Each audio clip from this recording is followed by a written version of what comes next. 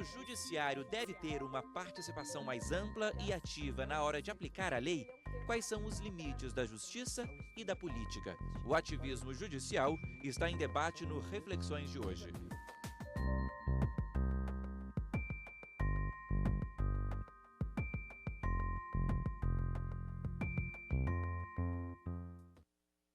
O ativismo divide opiniões. Por um lado, há quem o defende com unhas e dentes. Por outro, há muitas críticas. Qual é a sua opinião?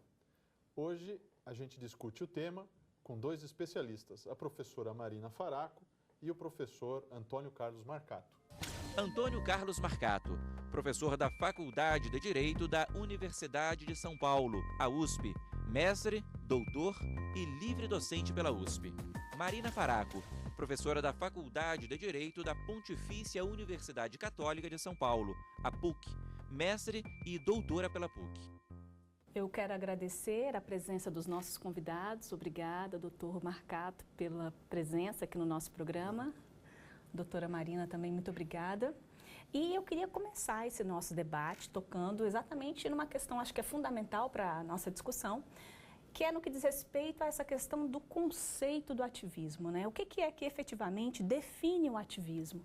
Existe já um conceito, a gente pode dizer que é um conceito?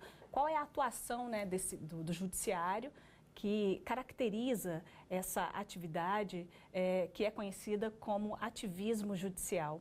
Eu queria começar ouvindo as considerações da professora Marina. Muito obrigada pelo convite, é um prazer estar aqui discutindo um tema tão importante, né, com professores tão renomados.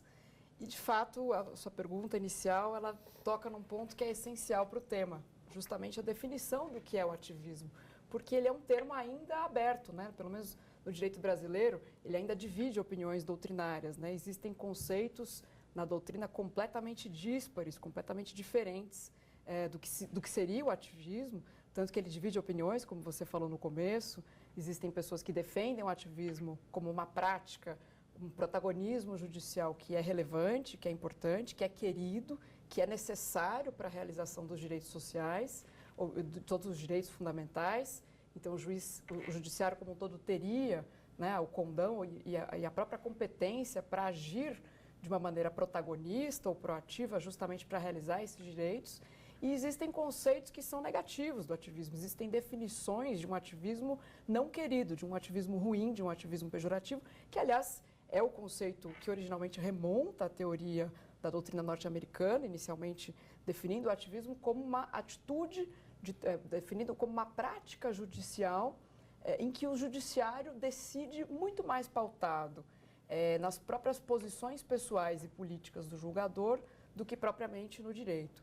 Então, o conceito, pelo menos no direito brasileiro, ele ainda divide opiniões, ele ainda permanece dúbio, existem conceitos diferentes na doutrina brasileira e, de maneira genérica, nós podemos dizer que ele é uma prática judicial, uma maneira de se caracterizar, uma postura judicial de um judiciário que atua proativamente para realizar os direitos. Portanto, ele atua de maneira progressista ou protagonista no processo para realizar aqueles direitos que estão consagrados no ordenamento jurídico. E, na verdade, o ativismo no Brasil tem adquirido uma conotação, por vezes, negativa. Quer dizer, a expressão é utilizada como se fosse um mal. Não é? Se espera, por vezes, então, do judiciário que o judiciário seja tão somente reativo, dentro de limites muito bem definidos e que, portanto, ele não avance para determinadas searas. Obviamente que isso tudo depende do instrumental que está por trás e à disposição do judiciário, não é mesmo, professor Marcato? É verdade. Eu acredito que a reação mais forte ao ativismo esteja ligada à ideia de que juiz ativista ou protagonista é juiz parcial. Isto é, a ideia de que o juiz deva ser, como se dizia no passado, a voz da lei, o escravo da lei, ou seja, o juiz simplesmente se apegando ao instrumental que lhe é destinado para o exercício do poder judicial, por meio do processo judicial, portanto, com observância irrestrita das normas de processo e de procedimento, até que se obtenha um resultado que seria o resultado justo na visão do sistema e não, eventualmente, na visão do juiz. Nós já tivemos no passado até, não sei se caberia muito aqui a comparação, mas já tivemos, no passado relativamente recente, aqueles juízes que criaram a ideia de um direito alternativo. né, os juízes lá do Sul, que criaram essa ideia de que o juiz devia ser mais ativista, mais protagonista. E eu me recordo até que um professor dizia o seguinte: não há direito alternativo, o que há são alternativas de aplicação do direito. Me parece que essa ideia de alternativa de aplicação do direito é que está muito ligada à ideia, efetivamente, de ativismo. Agora, no Código Novo, já que é impossível não falar do Código Novo do processo civil, é interessante, até uma posição dicotômica. O juiz, no Código Novo, ele tem um ativismo muito forte em matéria probatória, mais do que no Código anterior. De que forma que isso acontece? No sentido de, se o interesse em jogo é interesse indisponível, seja pela própria natureza, seja em razão da incapacidade do seu titular, o juiz ter uma influência maior na produção das provas, na busca, aspas, da verdade, não ficar limitado apenas à iniciativa das partes na produção de conjunto probatório. Esse é um lado, digamos, que está, em certa medida, ligado a esse ativismo, essa liberdade do juiz de interferir na prova. Por outro lado, a técnica de decisões com base em precedentes judiciais, ela tolhe esse ativismo na medida em que os tribunais superiores, e não só os superiores, os ordinários também, definem teses jurídicas, e se essas teses jurídicas couberem na ideia de que seja um precedente judicial, e esses precedentes estão muito bem enunciados, muito bem, entenda-se, claramente enunciados no artigo 927 do novo Código, retira dos juízes que estarão sujeitos à eficácia vinculativa desses precedentes qualquer possibilidade de uma atuação mais proativa. Eu gostei muito da expressão utilizada pela professora, não é? Essa proatividade judicial. Também não é uma prática comum entre os juízes. Eu fui juiz no passado, Tribunal de Justiça de São Paulo, antes do Tribunal de Alçada, e eu percebia pelo meu próprio comportamento, portanto, aqui é uma autorreflexão, inclusive, que nós ficamos realmente muito presos ao processo enquanto instrumento de exercício de poder jurisdicional. E nada fora do processo, nenhuma interferência externa que pudesse motivar o juiz a agir num sentido ou no outro, a não ser assim, situações muito excepcionais, como, por exemplo, a questão probatória. Esse fenômeno, então, a gente pode dizer que ele é de quanto tempo para cá, né? E uma outra, acho que, pergunta interessante que a gente deveria refletir aqui é no que diz respeito às experiências, até com relação ao direito comparado, como é que esse ativismo funciona aí fora do Brasil? O estudo, né, ou pelo menos o termo ativismo e oposição à autocontenção, que é uma outra postura oposta, em que o juiz, na verdade, ele se contém, ele se limita e ele se retém ao papel dele de simplesmente analisar processualmente as provas e decidir nos limites da divisão, da distribuição de funções, né, clássica, do princípio da separação de poderes, eles vieram como conceitos na doutrina norte-americana justamente para classificar uma postura judicial.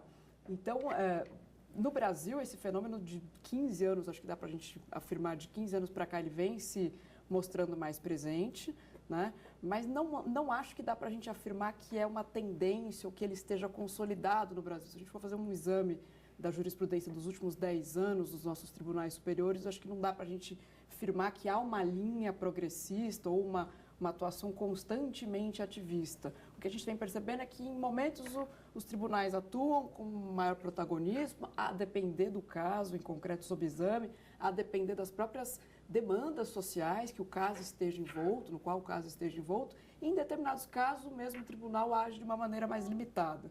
Então, eu acho que no Brasil, de 15 anos, mais ou menos, dá para a gente fixar esse marco temporal. A gente vem assistindo a decisões ativistas, né, se é que a gente pode usar esse termo com essa conotação não negativa, mas com uma conotação de proatividade do judiciário na realização dos direitos previstos na Constituição, mas não penso que dá para a gente afirmar que o judiciário brasileiro é hoje unanimemente ativista. Acho que há uma linha, uma oscilação, e me parece que essa postura protagonista ou proativa depende muito mais do caso ou da matéria que esteja sendo discutida e, portanto, também das próprias demandas sociais, né, que envolvam o caso, do que propriamente em abstrato. Acho que o ativismo depende muito mais da circunstância do caso concreto.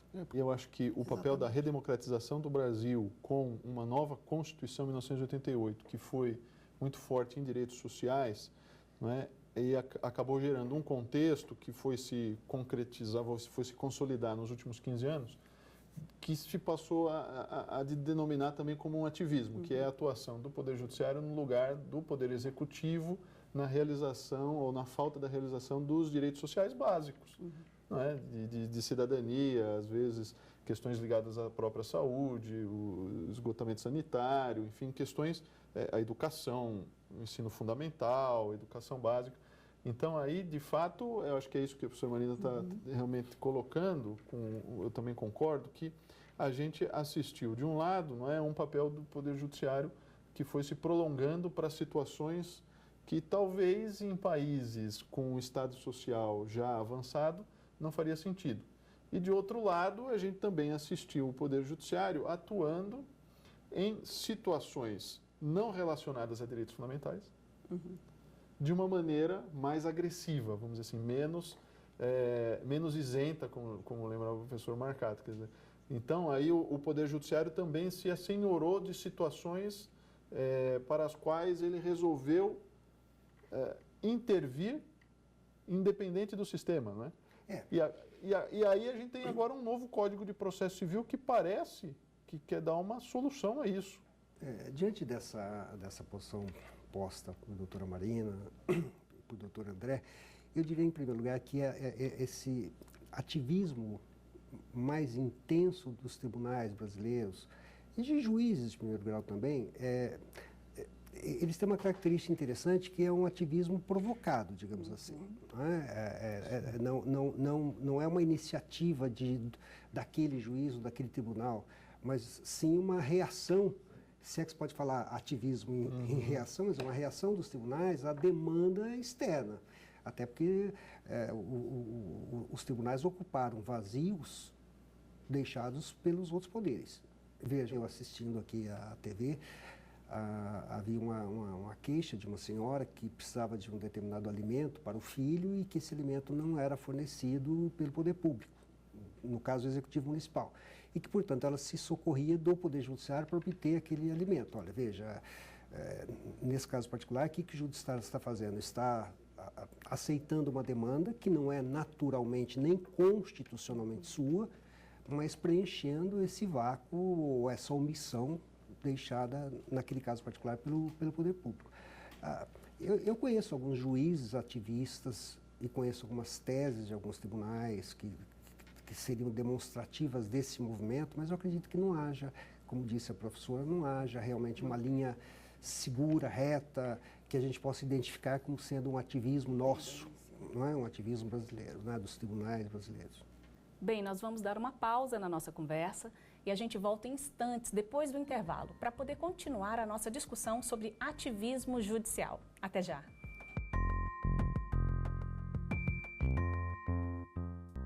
O ativismo judicial é o tema do Reflexões de hoje.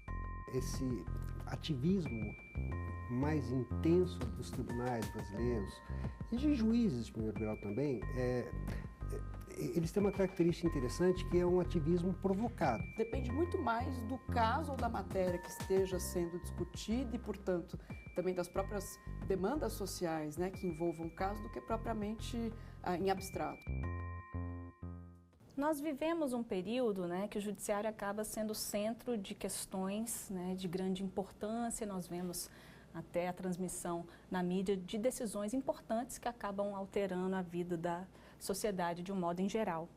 E a gente acaba percebendo que esse processo, né, de busca do judiciário, ou seja, de judicialização de um modo geral, ele acaba vindo inclusive da Constituição Federal, após a Constituição Federal de 1988, porque foi a Constituição Federal que acabou assegurando diversos direitos, diversas garantias, e isso acaba se transformando em pretensões jurídicas e, consequentemente, levam pessoas a irem até o judiciário, pedirem provimento jurisdicional com base nesses direitos que são assegurados na Constituição Federal.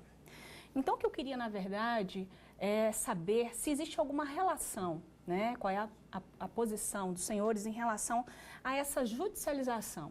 Essa judicialização, de alguma forma, ela favorece esse ativismo judicial? E eu queria começar ouvindo as considerações da doutora Marina. Com certeza favorece, como o professor André colocou, a partir da Constituição de 88, que constitucionalizou um rol extenso de direitos e que, mais do que tudo, previu no inciso 35 do artigo 5º a inafastabilidade de apreciação do Poder Judiciário e, diferentemente de constituições anteriores que proibiam o Judiciário de conhecer de matérias políticas, a Constituição de 88, com certeza, permitiu, de certa maneira, talvez até a gente possa até dizer que ela, de certa maneira, ela demanda uma maior responsabilidade do Judiciário na implementação dos direitos que ela consagra, com certeza. Então, se a gente for fazer uma análise de várias características que a Constituição de 88 tem, dá para afirmarmos que sim, o atual regime constitucional, ele não só propicia, como parece também demandar do Judiciário uma postura mais protagonista.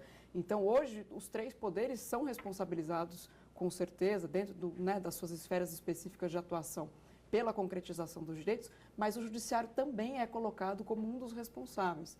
Então, somado a todas essas características, ao princípio da inafastabilidade, ou seja, o Judiciário pode conhecer sobre quaisquer temas e não há mais a vedação que nós já tivemos em constituições anteriores, a que ele conheça de questões políticas, isso com certeza propiciou que a população, a sociedade recorresse mais ao Judiciário e buscasse no Judiciário a concretização de direitos que talvez ficassem ou estavam sendo frustrados pela atuação morosa ou talvez a não atuação dos outros poderes. Agora, tem, de fato, também a questão da judicialização da política num sentido mais estrito, né, que essa, de fato, envolveria talvez um outro, acredito eu, que talvez um outro arranjo de pensamento, porque a política em si, não é, muitas vezes também não está sendo feita pelos parlamentos, que são ciosos das suas posições eleitorais, né? Então não tomam posições que são moralmente discutíveis na sociedade, não há consenso sobre elas, e acabam muitas vezes também empurrando ao judiciário decisões que deveriam ter sido adotadas na arena política. Mas eu queria aproveitar todo esse contexto, né, de dificuldades, no fundo são dificuldades, eu acho que de uma sociedade, às vezes até faz parte de uma sociedade que está em desenvolvimento ainda. Essas dificuldades todas também geraram, nesses campos, especialmente no campo que a professora Marina mencionou, decisões contraditórias, né? Então, juízes concedendo, juízes não concedendo, juízes oferecendo direitos, juízes às vezes cassando direitos. Então, o novo CPC vem também nesse contexto da fragmentação do direito. É isso? Com certeza. Agora, veja, um Estado social que não cumpre suas promessas ou que não atinge seus objetivos, ele abre margem a esta iniciativa de cada cidadão que se sinta prejudicado no acesso justamente a esses direitos que a Constituição lhe assegura. Só que, como disse o doutor André, cada juiz é uma sentença. É um ditado popular antigo, mas correto, né? Cada cabeça é uma sentença. Então, o que acontece? Determinados juízes, até por idiosincrasias pessoais, digamos assim, alguns determinados juízes, eles entendem que conceder tudo é atender à expectativa do cidadão. E alguns entendem que conceder nada ou conceder pouco atende à expectativa do próprio Estado em si, que não dispõe de mecanismo ou de receita suficiente para atender a todos. Isto é, uma demanda enorme que não, em determinadas circunstâncias, pode até ser contingencialmente, mas demanda enorme que nem sempre pode ser atendida, que faz com que o cidadão se socorra do judiciário e o judiciário, por sua vez, profira decisões que alguns denominam de decisões pulverizadas. Na verdade, não são decisões pulverizadas, é uma pulverização de decisões, envolvendo a mesma questão de direito fundamental. E é justamente por isso que no novo Código há a pretensão de se manter um mínimo de estabilidade, de previsibilidade dessas decisões. De que forma? Gerando desigualdade, estabelecendo teses jurídicas, digamos assim, estabelecendo precedentes que deixam de ser precedentes de a observância persuasiva, como tínhamos até recentemente, excetuando as súmulas vinculantes e as decisões de controle concentrado, e passam a ser todos eles precedentes de eficácia vinculante. O problema é saber se essa eficácia vinculante ela se opera apenas no plano horizontal, aliás, no plano vertical, ou se ela também se opera no plano horizontal. Ou seja, se os nossos tribunais irão observar e respeitar os seus próprios precedentes, né, de forma coerente. Não é, digamos, da nossa tradição jurídica os juízes decidirem dessa forma, aspas, quase que manietados, né, em matéria de direito. Não entra aqui no aspecto da correção ou não, da adoção de precedente. Eu acho até que a ideia de estabilidade, a ideia de previsibilidade de decisões, ela exige realmente o estabelecimento de precedentes. A questão é saber o que se deve entender, com base no novo Código de Processo Civil, que seja um precedente. Eu acho que o grande problema começa aí. E isso certamente vai acabar gerando, na medida em que a gente tem um precedente que tenta evitar a divergência de posicionamentos judiciais, não é? Esses mecanismos todos que foram agregados ao novo Código de Processo Civil acabam também refletindo no ativismo. Quer dizer, Sim. Há uma redução do espaço de atuação que tem sido um espaço de atuação próprio do Poder Judiciário brasileiro, não é isso? Exatamente. Quer dizer, é uma mudança significativa no novo Código de Processo Civil, nesse ponto em que a gente está discutindo a matéria hoje. E eu ainda acrescentaria, né? Isso é algo positivo ou negativo? Depende. Eu acho que aí depende muito. Depende muito de como essas demandas são satisfeitas ou não pelo Estado. Porque, se pensarmos bem, o Judiciário deveria ser chamado a garantir esses direitos fundamentais apenas em termos de interpretação do que fosse a norma garantidora do direito fundamental. O Supremo deveria ser chamado, imagino o Supremo, falando dele, a exercer essa função nomofilásica. Veja, esta é a norma, é assim que deve ser interpretada. Mas o que nós estamos vendo na prática são os juízes e tribunais sendo chamados a resolver o problema. Não a interpretar a norma, mas a resolver o caso concreto, claro. Que, aliás, é o resultado da atividade jurisdicional. Mas a resolução do caso concreto, como resultado final da atividade jurisdicional, numa situação em que essa atividade jurisdicional deveria ou não deveria ser exigida. Em países onde esses direitos sociais são assegurados pelo próprio executivo, essas demandas não chegam ao judiciário, a não ser em situações excepcionais. Aqui no Brasil é o contrário. A excepcionalidade é a demanda ser atendida na origem e sem necessidade de intervenção do próprio judiciário. Existem casos até, né, que acho que vale a pena comentar, em que as políticas públicas eventualmente foram criadas justamente a partir de uma ação judicial. São muitos direitos, nem tantas obrigações correspondentes também, né? No fundo é isso. Nós temos alguns direitos e a obrigação correspondente em atendê-los não são atendidas ou não são satisfeitas por quem deveria fazê-lo. Então, nós voltamos à velha antagonismo entre o executivo inerte, o executivo inoperante às vezes e o judiciário tendo que assumir uma função que constitucionalmente nem seria sua. Mesmo o judiciário podendo decidir a matéria política, como foi dito, a matéria política não seria a matéria política doméstica do dia a dia, da necessidade de atender determinadas demandas individualizadas ou coletivas. Né? Em certa medida, deturpa-se até a própria razão de ser dessa competência atribuída aos tribunais, maiormente ao Supremo Tribunal Federal, intérprete maior que é da Constituição. Mas essa agora, com essa redução, quer dizer, com essa restrição pelos precedentes, quer dizer, a partir de uma decisão de um tribunal, já o juiz na origem ou os tribunais locais não vão mais poder divergir, porque agora não é mais indicativo? Não, qualquer ativismo aí fica cerceado. O ativismo vai ficar cerceado nessas circunstâncias. Sim, sim. Eu penso que ele fica cerceado, mas ainda ele permanece bastante presente na seara do controle abstrato, em que o judiciário, ao verificar em tese a compatibilidade, sobretudo na questão das omissões inconstitucionais, né, que é um tema bastante controvertido em matéria de ativismo, e nós temos uma jurisprudência que hoje, né, o judiciário ele sana, ele comata as lacunas legislativas, regulando a situação em que não há previsão. Então, eu penso que a questão dos precedentes e nos tribunais de justiça, afetará, né, por exemplo, os tribunais de justiça recebem um controle abstrato e podem ter, nesse contexto, uma forma digamos, de criação, né? Mas em certa medida também confina esse ativismo a determinados órgãos. A determinadas hipóteses, com certeza. A hipótese de determinados órgãos.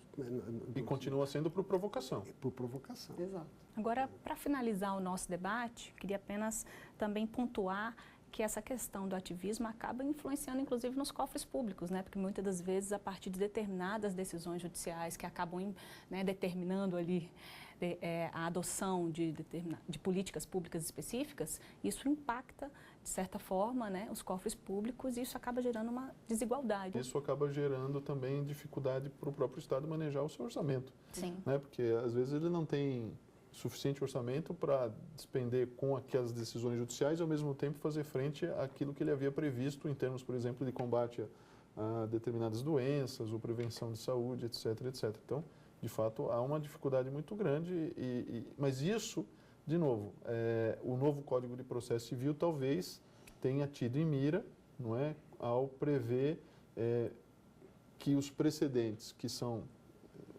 propostos nas instâncias já superiores, e, portanto, de maneira mais concentrada, não é, serão as balizas determinantes. Aqui nós temos um sistema um pouco híbrido ainda, não é? Não é... O tempo dirá se funciona, o tempo dirá. Queria agradecer aos nossos convidados, a professora Marina Faraco, o professor Marcato, dizer que foi um prazer recebê-los aqui para essa discussão sobre o ativismo judicial. Para rever esse programa, acesse o nosso site tvjustiça.jus.br. Obrigada pela companhia e até o próximo Reflexões.